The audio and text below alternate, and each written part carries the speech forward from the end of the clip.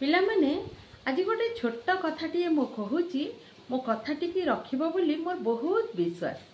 देख बापा माँ को जहाँ दौच ताहा बंची थिला अवस्था रे दियो। जहाँ खाइबा को दौच कि पैसा पत्र दौच कि लुगापटा दौच ताहा बंची थिला अवस्था रे दियो। सेमानंक मन को टिके खुशी आण कि आनंदित हुंतु जहाँ हो संतान माने आम प्रति एभली करूछंती। किंतु जड़े जड़े संतान अछंती बंची थिला बेले बापा माँ को टिके भी पचारती नहीं, किंतु मल्ला परे एकादश रे खीरी पूरी एमिति की 50 रकमर करिकी सांग साथी प्रिया प्रीति साई पड़िशा बंधु बांधव को खुआती। मु एभली करि पारुछि मो बापा माँ को पाई।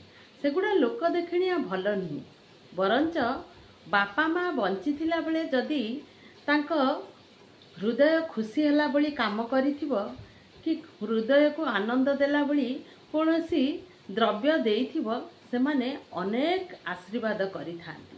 तेणु पूर्वपुरुष माने हमर गोटे कथा कही रखिचंती, जहा देइथिबो बंची थिला बेले तुंडरे ताहा नदब मल्ला परे बेणा मुंडरे। ए कथार यथार्थ अछि।